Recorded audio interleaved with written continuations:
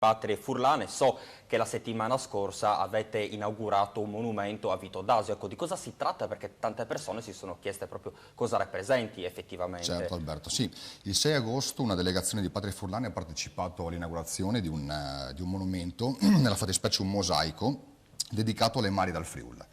Realizzato Vediamo dalla anche una Scuola foto che Mosaicisti, gentilmente ci ha concesso. Scuola Mosaicisti di Spilimbergo, e collocato dai volontari locali sul posto, i quali ringraziamo per l'incessante lavoro durato addirittura diversi mesi.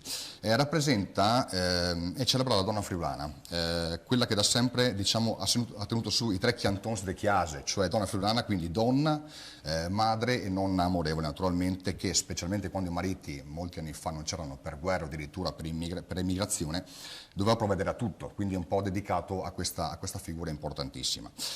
Prospiciente al mosaico c'è un pennone su cui è issato permanentemente una bandiera.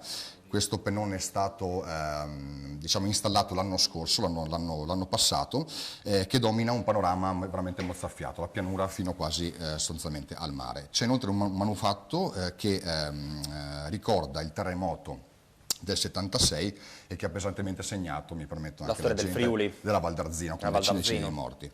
Dov'è questo luogo? Questo luogo è Vito D'Asio, siamo a Sompciuc di Anduins, dove sostanzialmente parte questo sentiero lastricato che si chiama Troida Jasins, dove si incontra dapprima la chiesetta della Madonna della Neve, e proseguendo si incontra appunto questo luogo.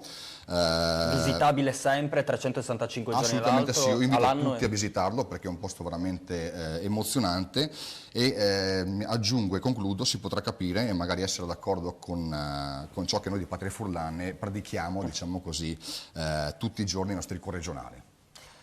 Precisissimo, grazie come sempre. Con Michele Tomasella si chiude qui la primissima parte.